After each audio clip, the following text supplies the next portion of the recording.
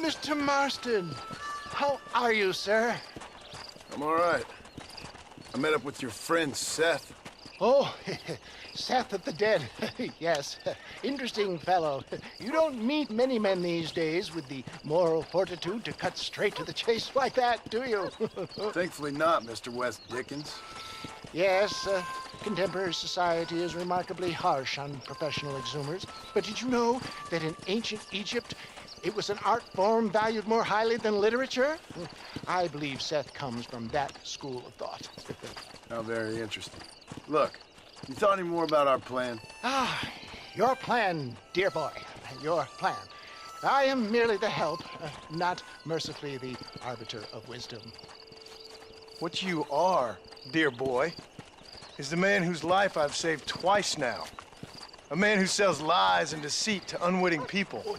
A man who, if he doesn't help me, I won't think twice about putting a bullet through his skull, feeding to the vultures myself. You see, Mr. Marston, you have the exterior of a violent man, but the soul of an angel, and that is what I think I cherish most about you. That's what I thought. But before we can attend to your particular problems, we need some extra lubricant to oil the machinery of business. And this being America, that lubricant with which we concern ourselves is money. Money? What are you talking about? Oh, we need weapons. Armor plate for the wagon, extra hands, and I need some danger money. So, let's sell some more of these cures. Sell cures? Around here? Do you want to see me lynched? Oh, no. The sport of kings. Racing, my friend. The sport of kings. A noble activity without reproach. Exactly the kind of activity where a lying, cheating degenerate like myself can prosper. But come, let's finish the loading and we'll discuss it as we drive.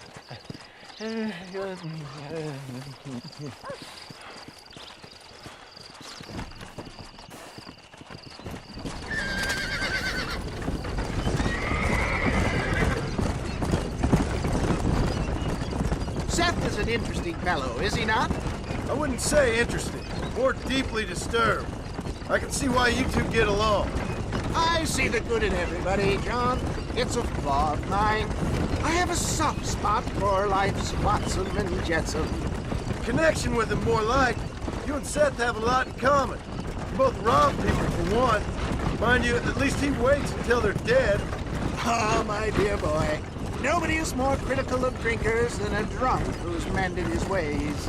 What are you talking about? Come on now, John. I've heard about you. You spent your life robbing people. It's a little inappropriate to be taking the moral high ground now. I had the courtesy to put a gun in their face. Whatever helps you sleep easily at night.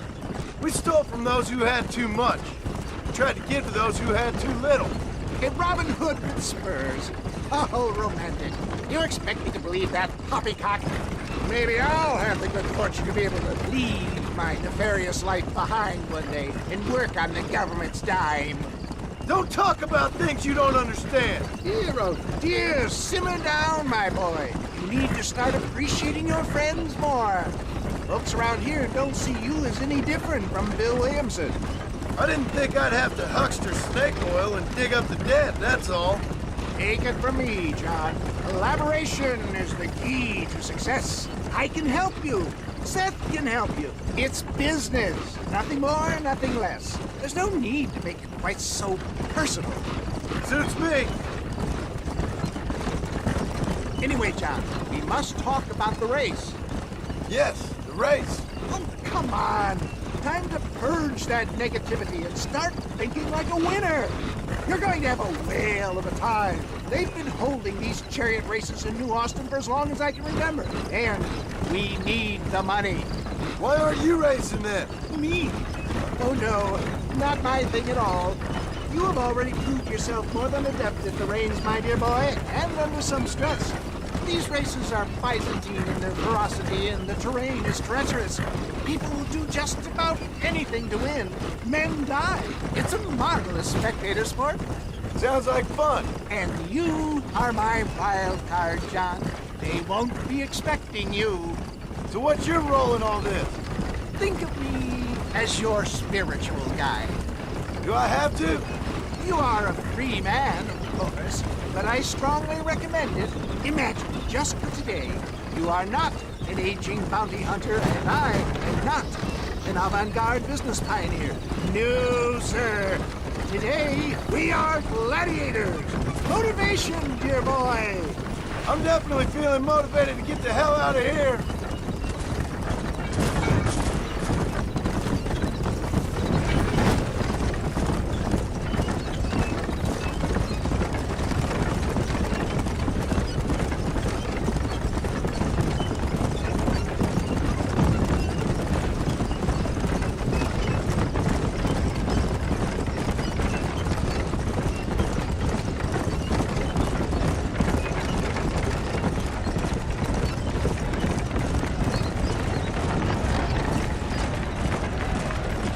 Here we are, John. Gap tooth reach.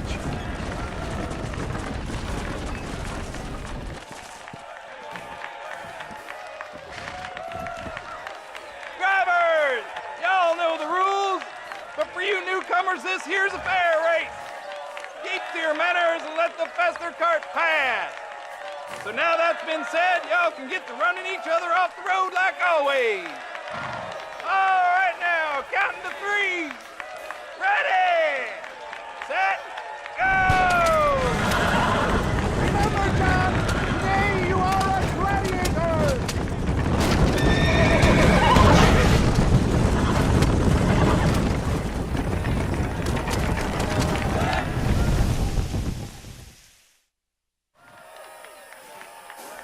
Hell of a race, mister. I'll take care of this cart for Mr. West Dickens. Come on, John. I suggest we beat a hasty retreat.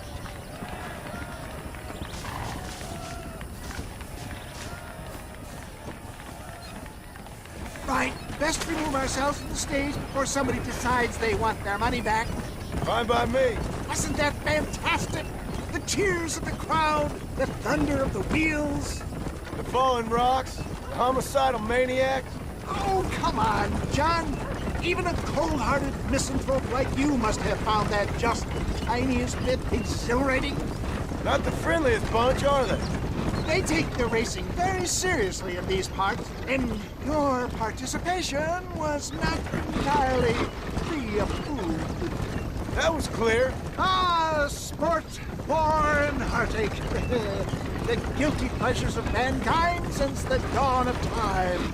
I'd get away from the men we just swindled before you start waxing too lyrical. Yes, of course.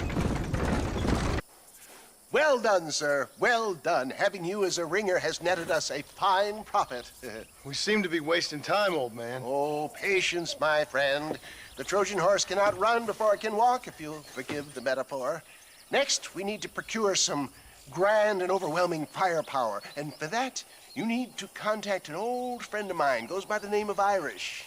Irish. Yes, he's an interesting kind of fellow. He usually can be found in Armadillo or some other town around here on some bacchanalian revel or such. Great. An alcoholic arms dealer. What could be better?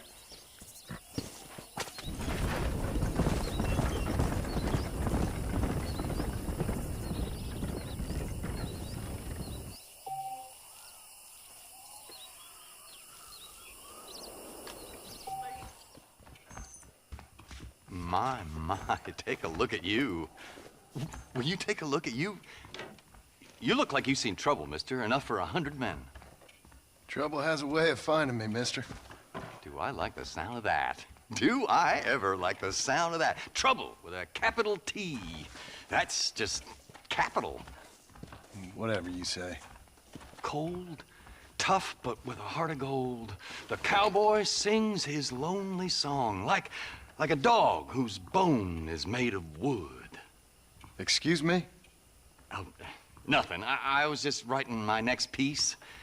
I've been sent out here to provide a little frontier joie de vivre for the ladies back east. I don't understand a word you're saying, mister. Yeah, my ma felt the same way. And now she wrote me out of her will, and there's no hope for any of us. Jimmy Saint, sir, at your disposal. But please don't dispose of me just yet. What are you doing out here, Jimmy? Capturing the spirit of the West for a monthly back east.